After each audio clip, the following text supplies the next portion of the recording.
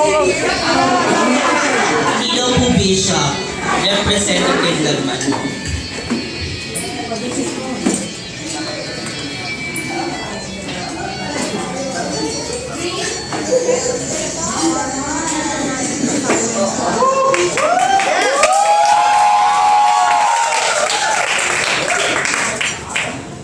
Maraming salamat for your steadfast support for the RH bill. Alam ko na through your Twitter, you have updated the Filipino public on the developments of our advocacy, and you have also destroyed through your Twitter the black propaganda and lies.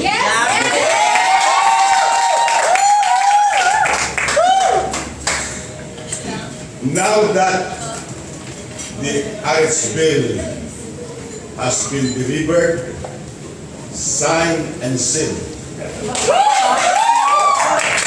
as Republic Act number 10354, I can now tell you what I have not said before, that the RH law is not watered down.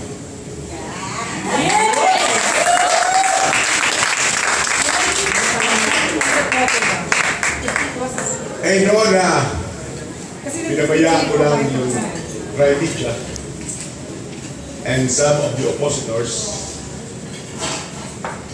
in saying that the bill has been watered down. Eh bakit naman nasabihin ko at that time na hindi watered down? Gusto ko silang maniwala na watered down upang they will relax their opposition.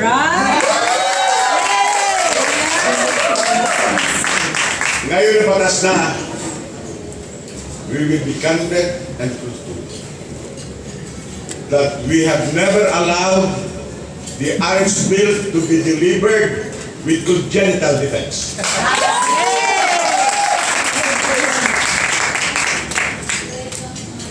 I have prepared a statement for tomorrow, which I'm going to send to Prime Media. But you will be the first one to hear this statement. I have listed about 11 original provisions in the bill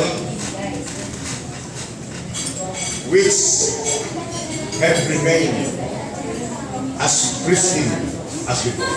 You can call it virginal.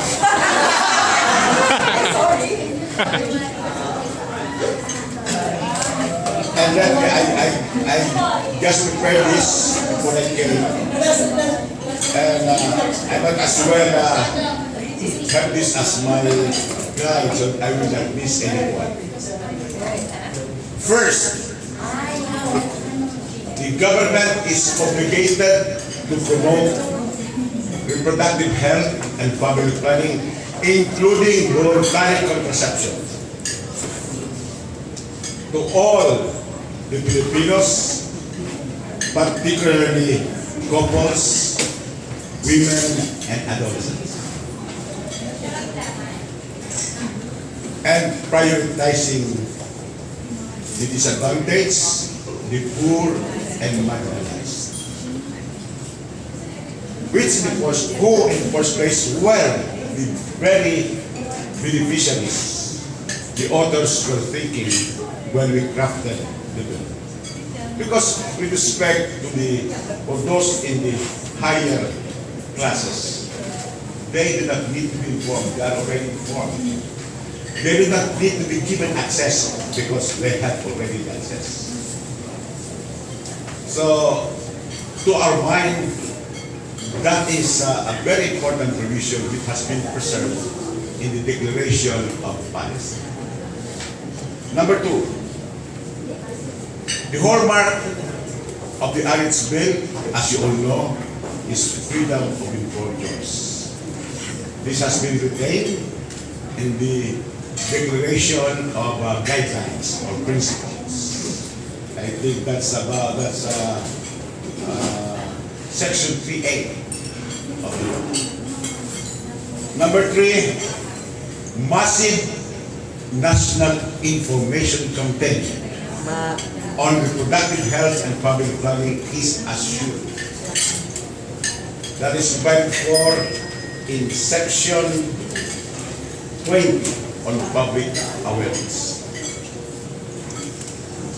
Number 4, the implementation of the Act shall be the joint responsibility of the national government and the local government units. Ito ang gustong sirain ni Ralph Rector, but this provision is indestructible. It remains to be there, but the local government units which need technical and monetary support from the national government will get that kind of support. But LGUs in Metro Manila, in the urban centers, in first-class municipalities, as well as chartered cities, I think they can afford to fund the implementation of the Act. And they will receive, if ever, minimum financial and technical support, if ever, from the national government. Then number 5,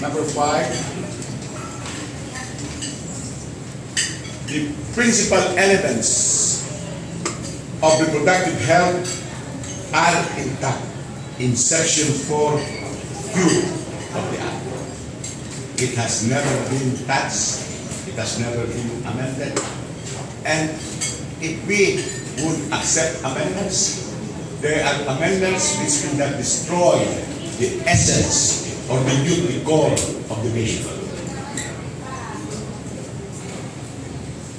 Number 6, enhancement of services for pregnant women and safe motherhood is assured.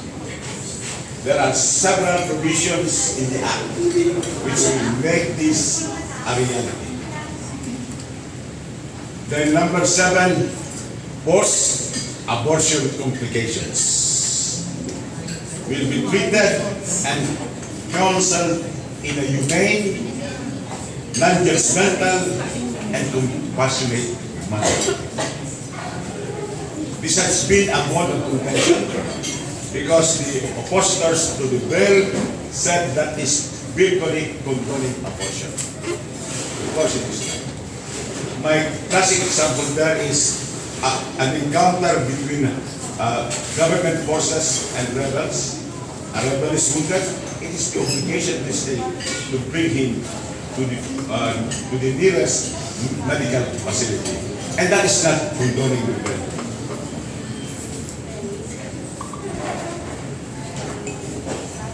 And this is very important, inclusion in the Philippine National Drug Formulary of contraceptives, IUDs, injectables, and other safe, legal, affordable, quality, and non-abortive. We have removed the provision on contraceptives as essential medicine, but we included this provision, and that is virtually the same, even better. Even better. 9, mandatory reproductive health and sexuality education for public school pupils and students in primary and secondary schools is really their mandate. And in fact, it has been improved because the grade 6 starting level has been removed, because this will be given to adolescents, and adolescent would be starting from age 10 to 19. So this would even cover pupils in grade 4, grade 5, grade 6, and so on. And the opt-out provision for parents has also been removed. So this is completely mandatory for public school pupils and students.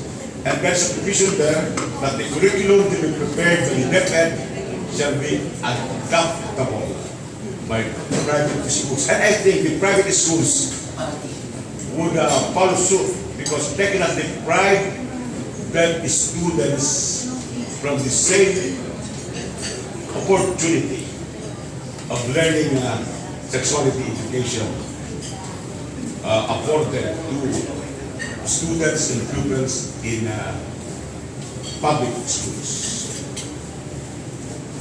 Number 10, PhilHealth benefits for serious and life-threatening reproductive health conditions has been retained. And lastly, funding support is there because in the initial implementation of the bill, of the law, what is provided for in the budget of the Department of Health and allied agencies with respect to family life, responsible parenting, and natural and artificial contraception will be used by the government in the initial implementation of the law.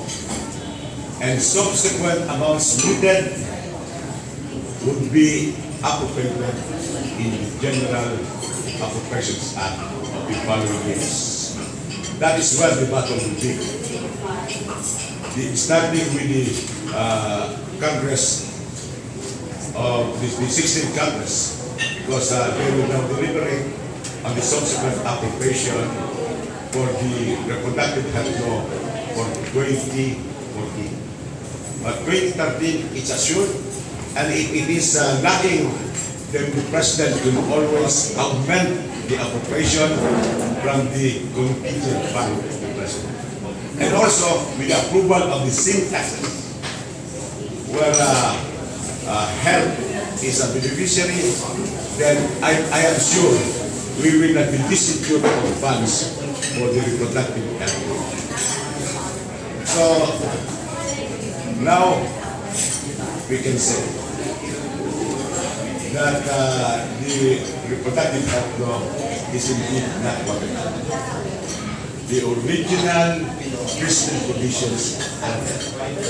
Because we will never accept any amendment which will derogate against the original formulation of the law. And we were able to succeed without them knowing it. Well, I have said this previously. We truly acknowledge the support given by the President, particularly his certification of the marriage bill. But remember, the certification came after we were able to show that we would win during the second reading. We also thank the House leadership for delivering on the commitment to have the bill voted upon. But please do not forget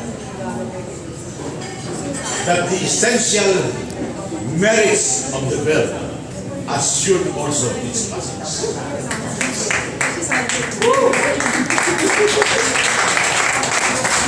Earlier, somebody asked me whether I did not take any doubt that the bill will not pass before Christmas. I said no. I was very positive it would. And Beth is smiling because during our victory dinner, I said that when I made this announcement, 12 session days before we had the Christmas break, very few believed me. So many were dropping Thomases. But, you know, that is understandable because after 30 years of frustration, we were prone to frustration. But this was a historic victory for all of us. It was a collective effort.